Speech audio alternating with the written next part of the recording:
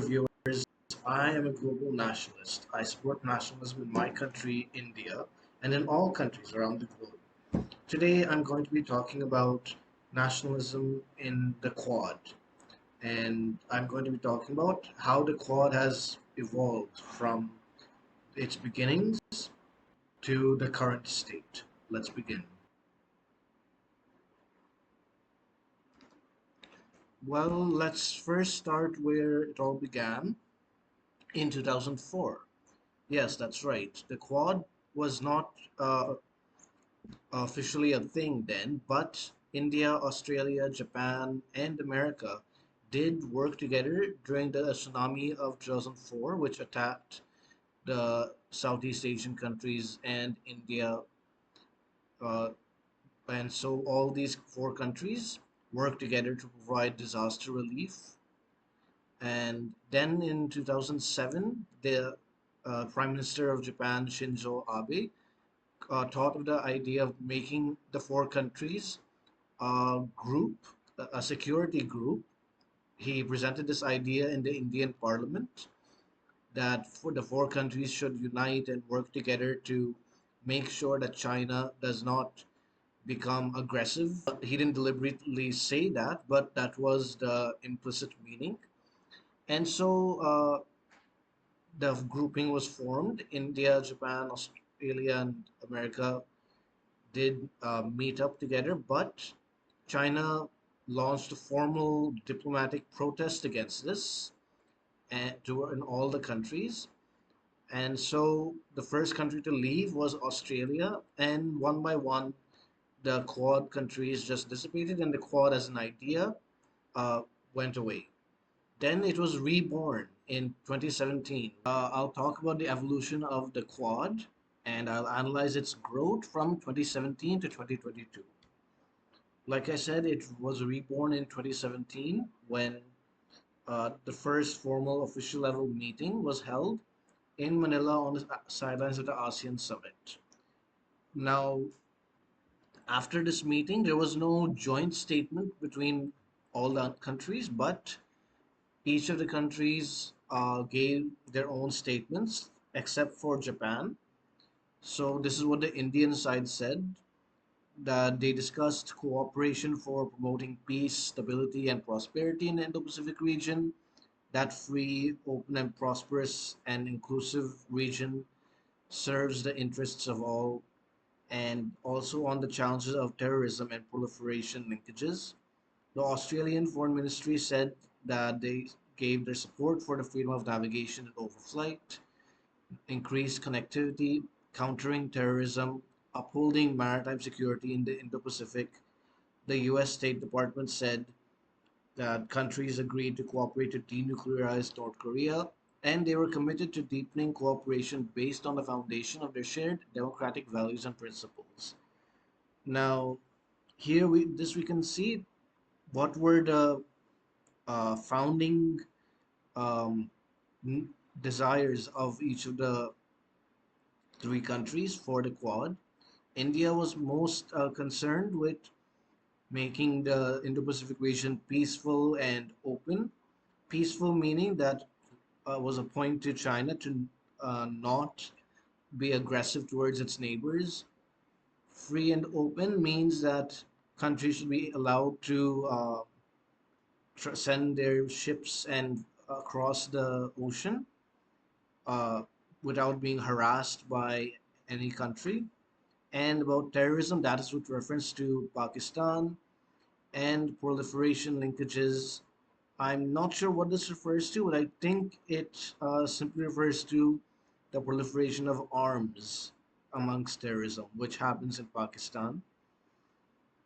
Then the Australian Foreign Ministry was talking about support for the freedom of navigation and overflight. This term, freedom of navigation, is similar to India's reference to a free, open Indo-Pacific, but it's a bit more particular because it refers to countries being allowed to travel across the exclusive economic zones of other countries. Now, India does not agree with this. It thinks that uh, countries should be request uh, seek permission from the country whose EEZ they're traveling to.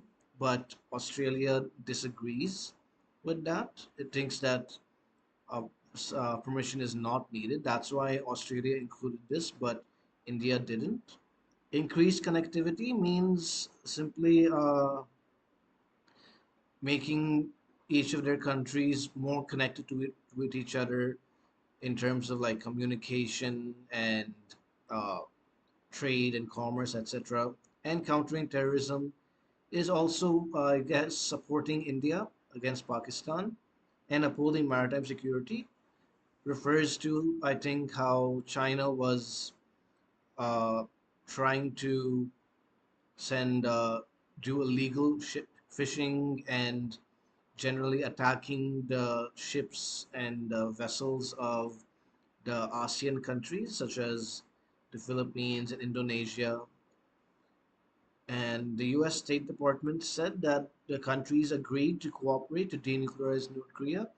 This is a reference to Trump's, at that time, his efforts to work with the uh, dictator of North Korea, Kim Jong Un. And yeah, this mention of their shared democratic values shows that for the US, this is a way for it to champion its democracy.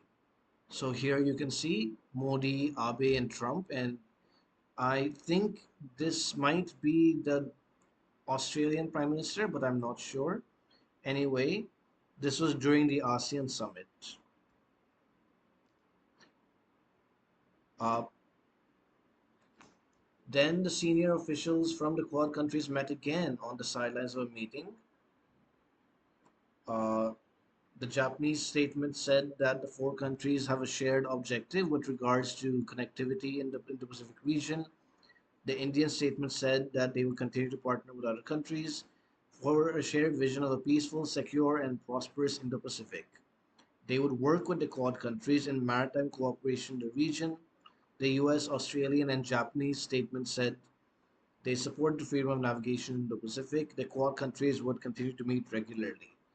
Now, these statements are pretty similar to the ones that were given uh, previously in 2017, except for these two. The first by India that they would work with the Quad countries in maritime cooperation.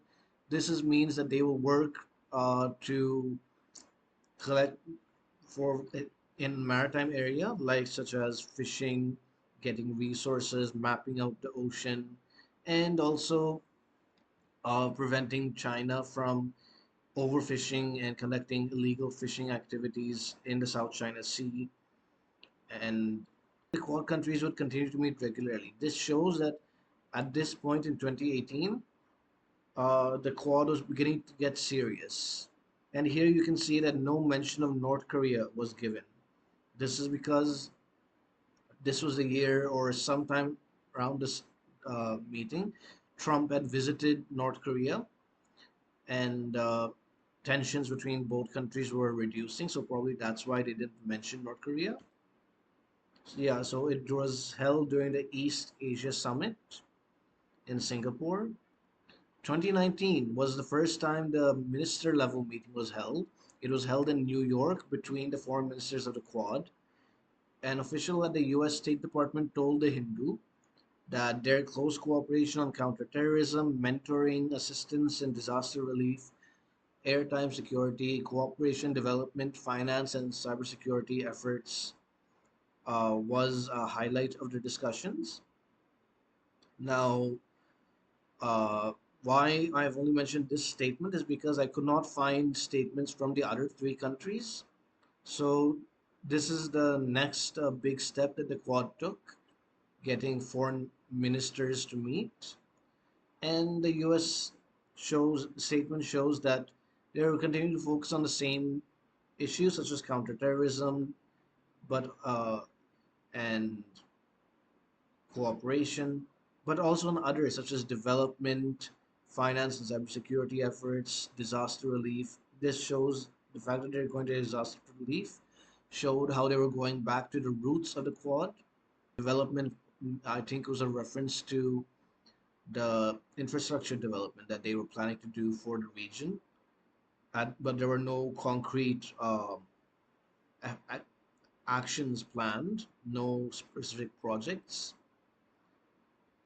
And yeah, so here, this is the meeting. Here you can see Indian Foreign Minister, the US Secretary of State, the Japanese Foreign Minister, and the Australian Foreign Minister. They met on the sidelines of the UNGA. 2020. The foreign ministers of the Quad again met, this time in Tokyo, for a second ministerial meeting of the Quad. Each country gave a readout, but they did not give a joint statement. The Japanese readout mentioned that North Korea and the South China Sea were discussed. Japan also stated which European countries that the Quad could partner with, and the U.S. readout said that China was discussed with the U.S. Secretary of State Mike Pompeo, mentioning the Chinese Communist Party in particular. The Australian and Indian readout said that the delivery of safe and effective COVID-19 vaccines to various countries was discussed, and the Australian readout in particular highlighted the subject of critical minerals.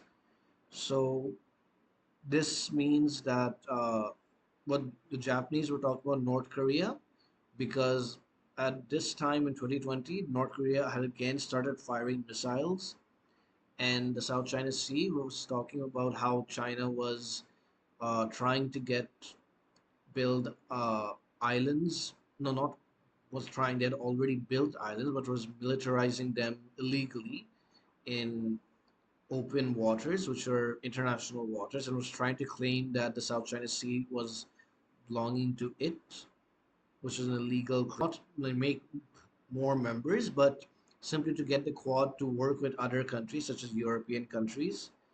And the US readout was particularly significant because it mentioned China by name, particularly the CCP. This was basically a reflection of Trump's style at that time to be very forceful against the Chinese. And the Australian and Indian readout was focusing on the COVID-19 vaccines because India was where the vaccines were being manufactured, and Australia wanted to help in their delivery. And this topic of critical minerals was raised by Australia because China was sanctioning it, and Australia was having difficulty getting critical minerals, which it relied on China for. Then in 2021, the first virtual summit was held. A joint statement was given, unlike all the previous meetings, and it said that the Quad countries want the region to be free, safe, inclusive, and anchored by democratic values. This is pretty self-explanatory, and they agreed to combat threats in the Indo-Pacific and beyond. This is not just a reference to China, but also to piracy and other criminal uh, behaviors in the region. They support freedom of navigation and overflight and peaceful resolution of disputes and territorial integrity. So this is good. This is again, the fact that this joint statement says this shows that India somewhat, uh, if not agrees with it, at least is not hostile to the other three countries on this point and is allowing it to be mentioned along with its own perspectives.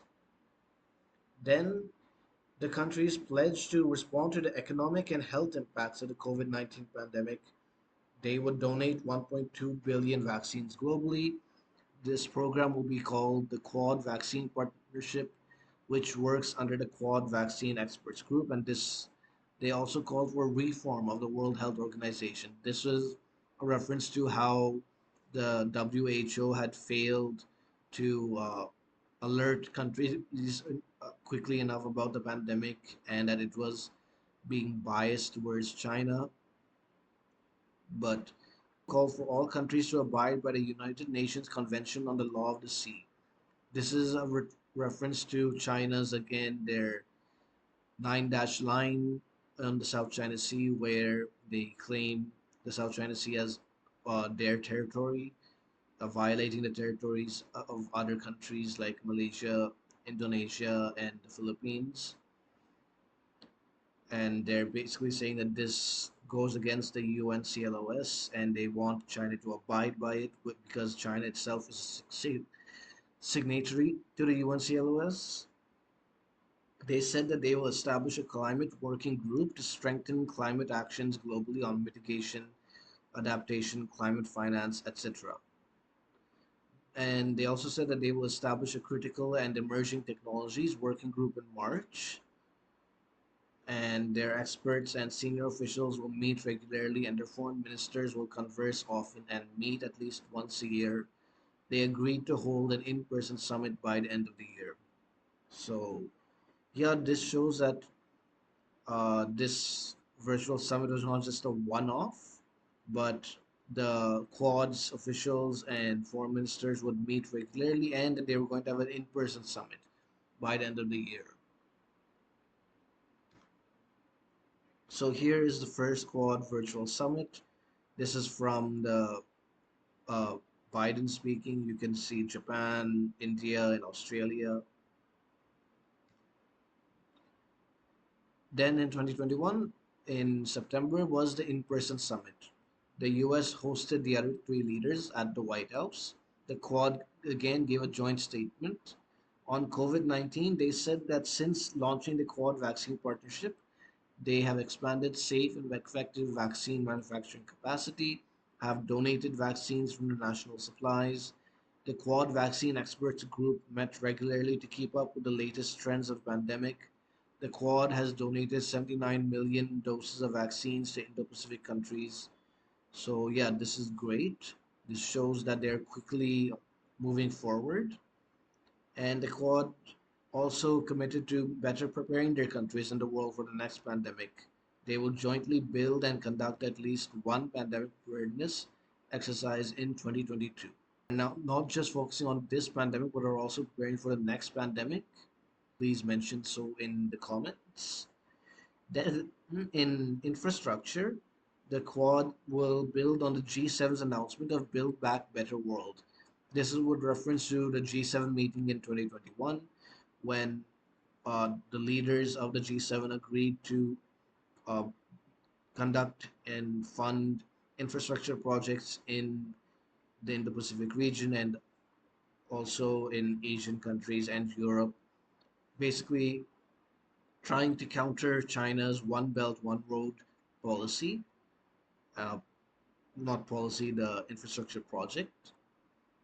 This Build Back Better World is an infrastructure partnership focused on digital connectivity, climate, health and health security, and gender equality infrastructure.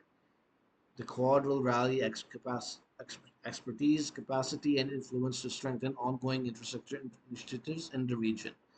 Now, I'm really happy that they're working on infrastructure because I think that is a key point that China has gotten ahead of the other four countries because of its ability to build infrastructure fast.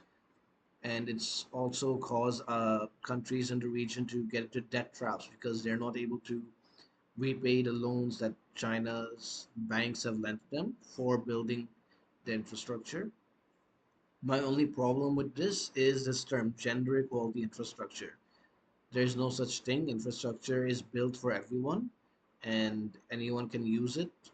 Both male and females can use it. There's no need to specify it being gender equality infrastructure. I think this is term is simply meaningless. Then the Quad will launch the Quad Infrastructure Coordination Group. It will parent high standards infrastructure. Uh, this is talking about the transparency. They're talking about how China's loans and their financial uh, funding of these their infrastructure projects in the countries that they've done has not been transparent, and which is why countries have gotten into debt traps with them. And high standards infrastructure, I guess that means that They will build higher, better infrastructure than China could. Climate says that uh, they will form a green shipping network. This is going to be done uh, while the Quad creates the Quad Shipping Task Force. This will be launched by the Quad countries and will invite leading ports, including Los Angeles, Mumbai Port Trust, Sydney Botany, and Yokohama, to form a network dedicated to greening and decarbonizing the shipping value chain. Uh, the Quad Shipping Task Force will aim to establish 2 to 3 Quad low emission or zero carbon emission shipping corridors by 2030. This is good that they are, because shipping is one area which requires a lot of fossil fuel. So if they can decarbonize it, it'll help reduce the overall um, greenhouse gas emissions from this industry. And and if they can establish 2 to 3 of their own corridors, that'll help protect their um, supplies and allow them to get supplies from each other, not be reliant on one single manufacturing powerhouse like China. She said that they'll convene a climate and information services task force and build a new facility through the Coalition for Disaster Resilient Infrastructure that will provide technical assistance in small island development states. This is with reference to countries like the uh,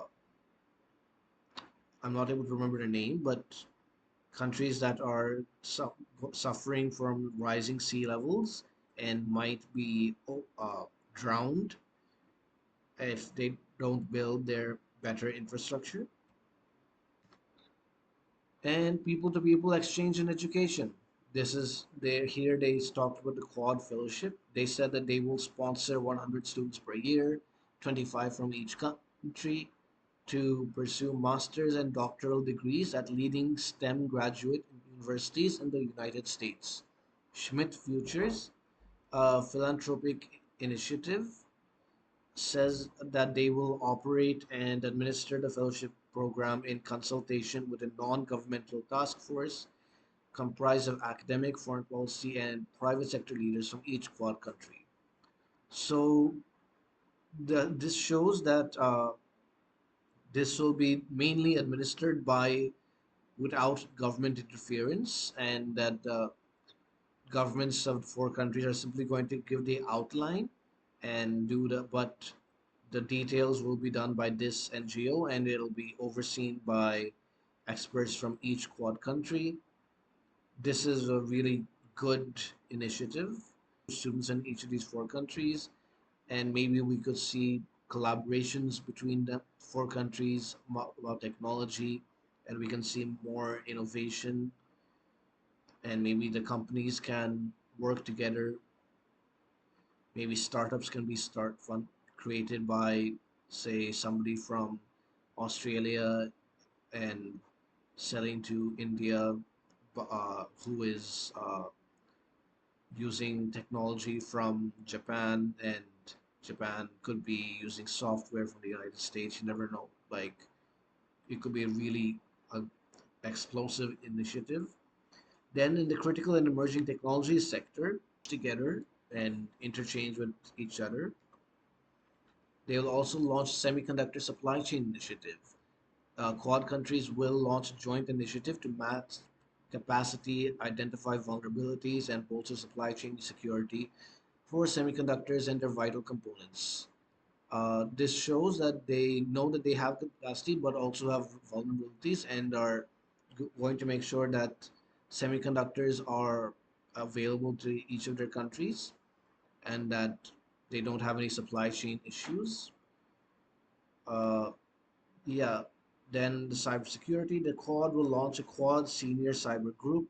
This will be a leader level experts will meet regularly to advance work between government and industry on driving improvements in adoption of shared cyber standards, development of secure software, etc. In space, they said that they would share satellite data to protect the Earth and its waters. This talks about making sure that they know how climate change is affecting the earth and its waters. Our four countries will start discussions on this, and they will enable capacity building for sustainable development. The Quad countries will also use space-related domains to manage risks and challenges in the Indo-Pacific, in other Indo-Pacific countries. This shows that they're going to use the data they acquire from satellites in space and use it to help Indo-Pacific countries. So here, this was the first in-person summit. Modi, Biden, Morrison, and Yoshide Suga. In Washington, there's the Washington Monument. 2022, a virtual summit was held in March. The Quad leaders reviewed the progress of the Quad initiatives since the previous in-person summit, the developments in Ukraine, including the humanitarian implications. Uh, this was basically about Ukraine. This is this entire virtual summit.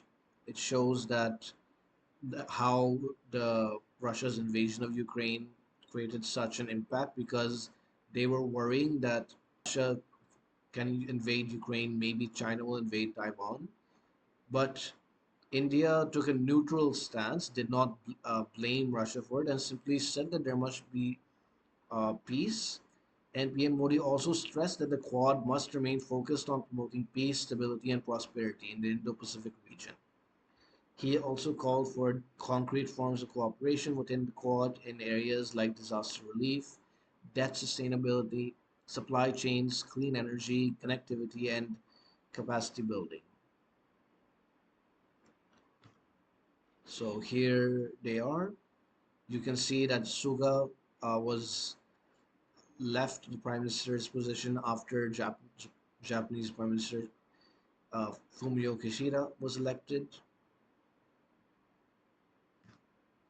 And then finally, this week there was the in-person summit, the second in-person summit hosted by Prime Minister Kishida in Tokyo.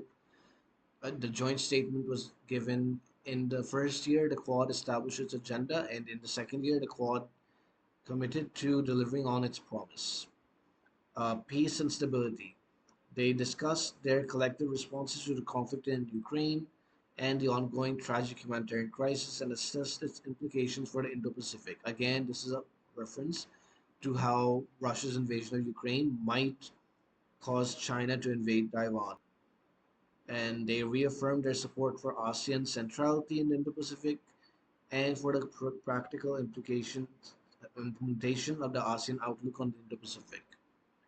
The ASEAN Outlook is a policy by ASEAN countries on how they want to view the Indo-Pacifics, and this shows that the Quad and the ASEAN are in consonance with each other, and that they're on one agreement, which is good. And they would strengthen their cooperation with Pacific Island countries such as Fiji, the Solomon Islands, etc. This is with reference to the Solomon Islands signing a security pact with China, which worried Australia. So this shows that they're going to redouble their interactions with these countries to make sure that they don't again fall to China's trap. They condemned terrorism, including the 2611 attacks and the Pathankot attacks. They also spoke for combating the financing of terrorism by all countries consistent with the FATF. This is almost directly calling out Pakistan. Yeah, they want Pakistan basically to stop funding terrorism, or else they will keep them in the FATF green list or maybe in the FATF blacklist. COVID-19 and global health security, the Quad partners collectively pledged $5.2 billion to the COVAX MAC, which is the WHO's vaccine program. So they pledged $5.2 billion to the WHO's program, and this is approximately 40% of the contributions from all government donors. That means 40 million doses to the whole world, and of this, 265 million doses have been given to the Indo-Pacific. They will continue to share vaccines where and whenever needed. They noted that the J&J vaccine production and the biological e-facility in India under the Quad Vaccine Partnership. So yeah, India's still the main, the is still the producer of vaccines, and the Quad has donated made in India vaccines to Cambodia and Thailand. Infrastructure, they reaffirmed their intent to deepen cooperation on infrastructure. The Quad will extend $50 billion of infrastructure assistance over the next 5 years in the Indo-Pacific. They will work to strengthen the capacities of countries in need to cope with debt issues by promoting debt sustainability and transparency and close collaboration with finance authorities of relevant countries. So this talks about how they're going to help to finance their debts that China owes because China has put them into debt traps, and this is why they're creating a Quad Debt Management Resource Portal. In climate, they said that they would agree to implement the Paris Agreement and the outcomes of COP26. This is talking about the outcomes of COP26 because in COP26 there was no final agreement reached between all the countries, but there were certain other outcomes reached, such as India's talk about creating, furthering the International Solar Alliance. So that's what they're talking about here, and they'll how they'll reach out to stakeholders in the Indo-Pacific region. They launched a Quad Climate Change Adaptation and Mitigation package. It includes ongoing activities under the Quad Climate Working Group on green shipping and ports aiming for a shared green corridor. Yeah, this is again what I was talking about earlier, that green shipping corridor. So now they've launched it, the Pulse program itself, called QChamp. Cybersecurity is the Quad committed to improving the defense of their nation's critical infrastructure by sharing threat information, identifying and evaluating potential risks in supply chains for digitally enabled products and services. They will have the first ever Quad Cybersecurity Day to help individual internet users across nations. They will coordinate capacity building programs under the Quad Cybersecurity Partnership. So this is a big issue for them since we live in a digital age. They want to make sure that all the four countries have safe uh, web internet in their country, that they're not able to be hacked by China or terrorists. Critical and emerging technologies in the area of 5G and beyond 5G, they will advance interoperability and security through the signature of a new memorandum of cooperation on 5G supply diversification. They have mapped the Quad's capacity and vulnerabilities in global semiconductor supply chains. This shows that progress from the first in-person summit where they said that they would map the Quad's capacity and vulnerabilities, and now they have. And they have decided to better leverage our complementary strengths to deliver a diverse and competitive market for semiconductors. They said that they will convene a business and investment forum for networking with industry partners to expand capital for critical and emerging technologies. The Quad Fellowship was officially launched in this summit meeting, and the first class of Quad Fellows will begin their studies in the third quarter of 2023. So, if you want to join, just know that the applications have become open. In space, each Quad member will work together towards improving public access to Earth observation satellite data and publications. This means that within their countries, are going to improve the access that the common public has to satellite data,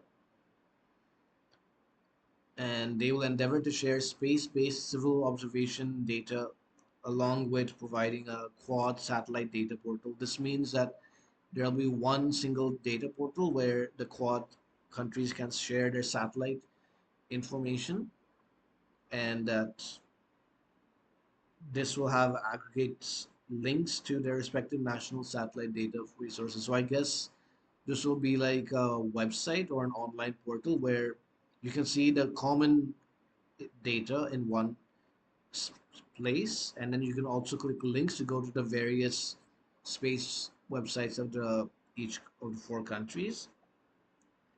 Also, the partners will work together to develop space applications and provide capacity building support to countries in the region. So again, this is what I was talking about earlier. Their plan to share information with Indo-Pacific countries. Now they're also just going to build the capacity for other countries to explore space. And maritime domain awareness. The Quad established the Indo-Pacific Partnership for Maritime Domain Awareness, which is designed to work with regional partners to respond to humanitarian and natural disasters and combat illegal fishing. Uh, Once this again, this shows how the Quad is trying to become the premier organization for responding to humanitarian and natural disasters in the Indo-Pacific, and combating illegal fishing refers to how China's fishing boats and fishermen have been illegally fishing in other countries' territorial waters. They also announced a Quad partnership on humanitarian assistance and disaster relief in Indo-Pacific. This partnership will strengthen their collaboration to respond to disasters in the region. This was hosted by Japan. So this is all really good. This how the Quad has grown. First began in 2017 with just the officials meeting. Now it's gone up to this heads of state meeting, which is great. Um, so I think it's going to grow more and more, and we can see that with each meeting that they're building off of their previous policies and promises that they made, which shows that they're focused and taking their job seriously. And I think if the Quad can become uh, probably the most influential grouping in the Indo-Pacific, both economically and diplomatically, and maybe even militarily. But so far, the Quad has not spoken about military cooperation, so we'll have to wait to see if they can counter China militarily, and hopefully there won't be a reason to do so to fight China in a war. Hopefully that will never happen. And yes, that's what I wanted to say. And I want to end this video by wishing good luck to the Quad.